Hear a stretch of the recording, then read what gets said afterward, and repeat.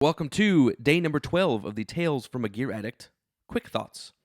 Today I had a hankering to go over some gear because I don't feel like I've done this specifically enough recently. I've had a lot of cool things to say, but an amp company had recently caught my eye at NAMM, and I failed to mention them in our NAMM 2020 video we just did with Colin Adler. And I want to talk to them about it today, just for a short time, because they are blowing people's minds, and I'm excited to share that because they're amazing. So the company in question is called Dover Amplification. They're from the UK, and they're new on the scene. Literally just released their first offering this year at NAMM, and was blowing the minds of the likes of Wes Hauch and Per Nilsson.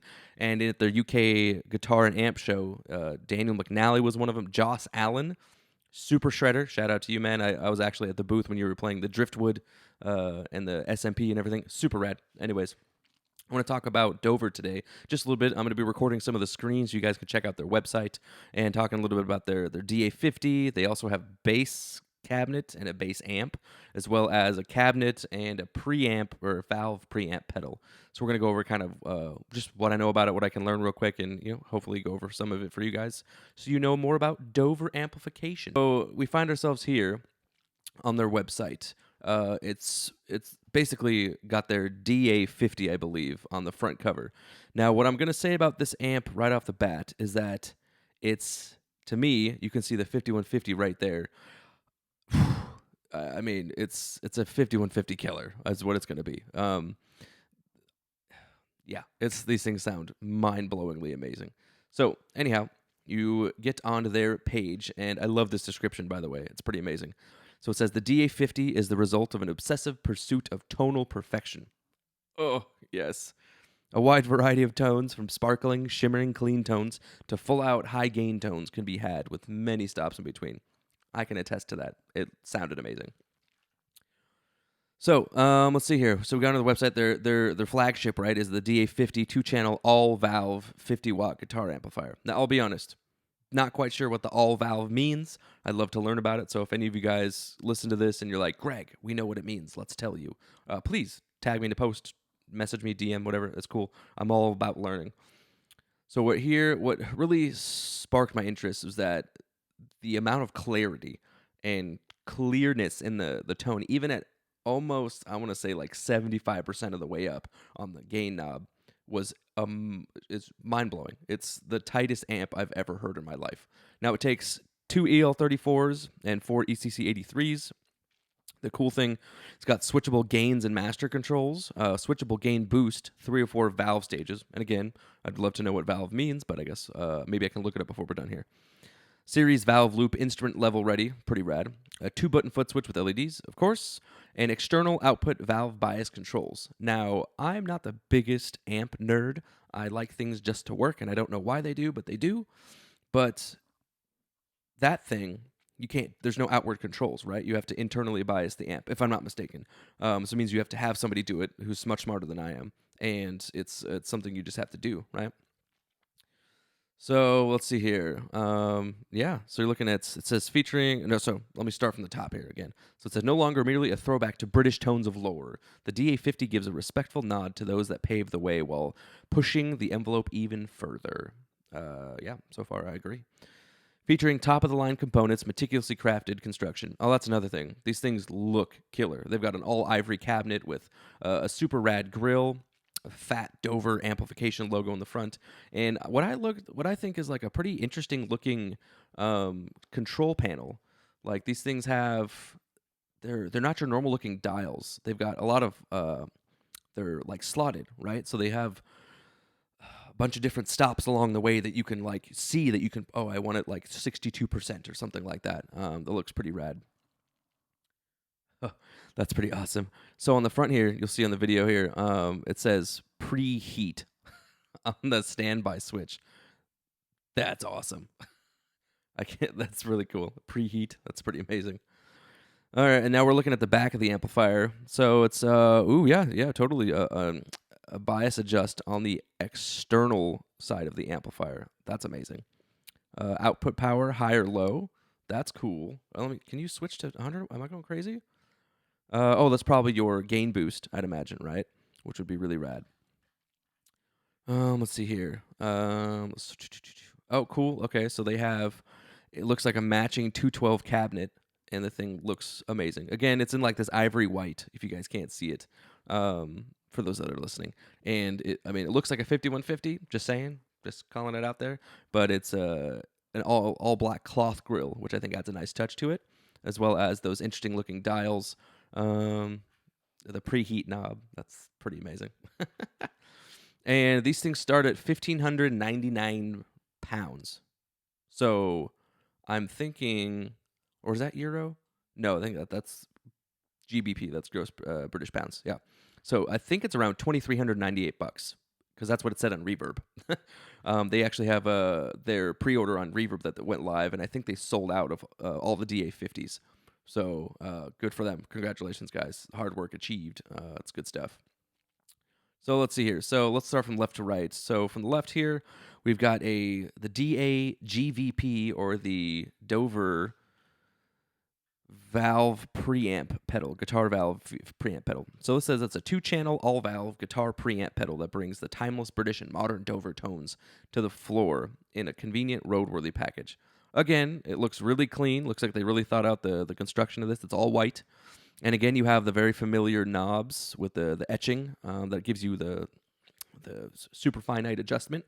And then you've got your low, middle, high, and a boost on there, which is cool. So you can switch between 2 channels.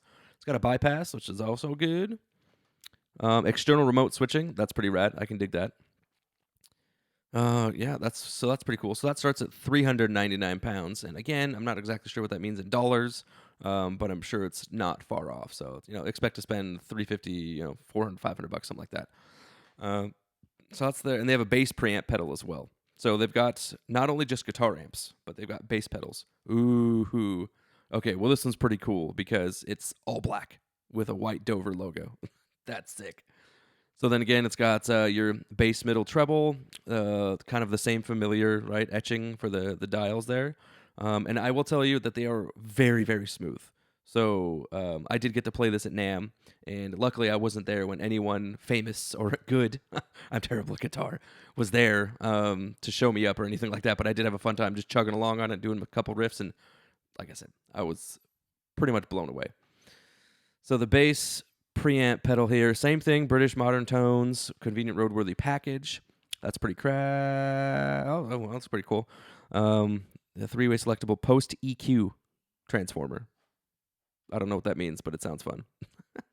Again, guys, I'm a gear addict. I'm not a gear expert. I know a lot about a lot of things, but some stuff like this, like I haven't had too much time to play with or dive into, I'd recommend getting to do that, right? So that's why NAMM is awesome, because you can ask these guys questions in person. You get to jam on them, all that good stuff. But yeah, this bass valve preamp pedal looks pretty dope. If I had a need for a rock bass tone, I would probably do something like this. Okay, what else we got? Okay. So they have the DA50, which we went over, which seems to be their flagship. Their DA20 is like a lunchbox style. It's a handheld, 2 channels, all valve, 20 watt, and a metal caged head. This starts at 1,149 pounds, which seems to be right on par, right? Let's see here. 2-channel, yeah, same chassis. Or let's see. It says built to the same level quality, right, but available in a smaller package. So looks like this one might be a little more bedroom friendly, which these guys are pretty loud. So the 20 watt might be a pretty rad thing to look into. Same thing, external output bias control and measuring. Same thing, 2 EL84s, 4 ECC83 preamp tubes. Yeah, okay, it's just a smaller package, right? And they have this one pictured. You can see it right here with their ivory one. What is that? Is that a 412? No, that's like I can't tell. It's like a 112 or something like that, which would make sense. And what's really cool, guys, if you look up the screen here, or if you're looking them up online, they've got kind of like the KSR amps, like the Rhodes amps. They've got the logo illuminated. I'm a sucker for aesthetics. It says Dover on the top there, but right next to the high preheat and all that kind of cool stuff, those knobs, the switches there rather, the D is illuminated. It looks cool. I'm sorry. It's just good to look at. So yeah, that's 1,149 pounds. Not bad at all. For, like I said, what I heard freaking amazing. And actually, check it out. I've got something here for you guys to listen to. Let me see here. Let me do this. We can actually play. I'm going to play a clip from Per Nilsson actually playing this, and it sounds. I mean, he's just doing legato. Really, he's palm muting the bridge and just doing a bunch of legato as he does, and it's amazing. I mean, it sounds great. So here, check this out.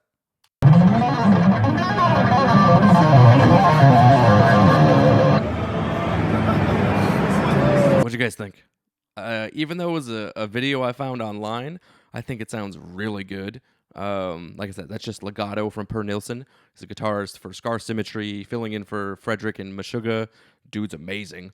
Has a super sick Strandberg Singularity things and a red black swirl. It's amazing. But yeah, just that right there.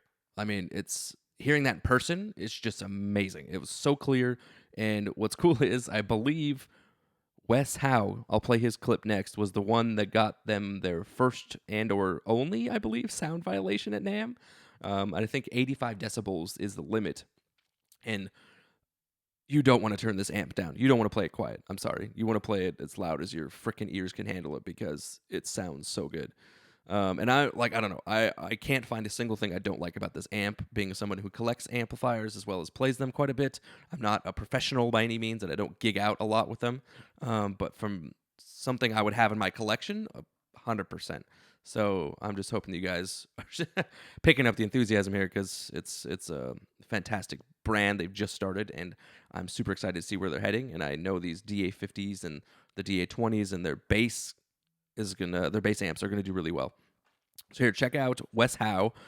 He's the guitar player for a lot of people. He's been in session forever. Guitar player in Alluvial.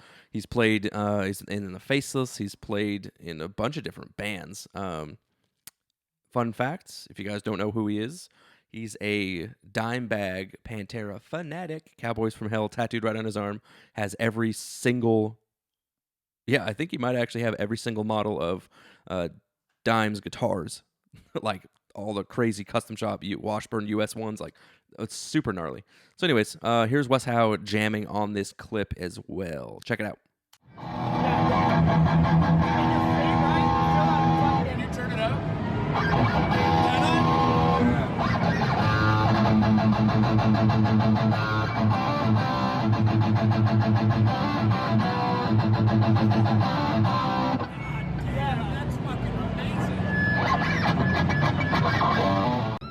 Anyways, as you can hear Wes so extravagantly exclaim, "God damn, that was amazing." Dude, yeah. I mean, he's playing on the SMP guitars. So like I said, Joss Allen is the guy that I saw playing them. They make fantastic looking guitars. And I think they're from the UK as well. But as you can see, Wes was super hyped on it. And so, like I said, he's the one that got them a sound violation and I think got them shut down, actually, their first time at NAMM. He got them shut down. So that's pretty crazy. But anyway, guys, I just wanted to nerd out for a minute on these amplifiers. Dover Amplification from the UK. They're brand new on the scene, making some waves with these fantastic amplifiers that probably will define a lot of the modern metal tones that we use for the years coming forward. I'm excited to see what these guys are doing. I hope, maybe at some point might coerce somebody I know to either pick one up or I'll get to try one out and we'll maybe do a demo here on the channel, which would be super cool. But either way, thanks everybody for always listening to my rants and quick thoughts. I have fun doing these things, so I appreciate you guys listening. Subscribe to our YouTube channel. Subscribe on here, Apple Podcasts, Spotify. Find us on Facebook at TFGAPodcast. And as always, thanks for listening, and we'll chat with you guys later. Peace.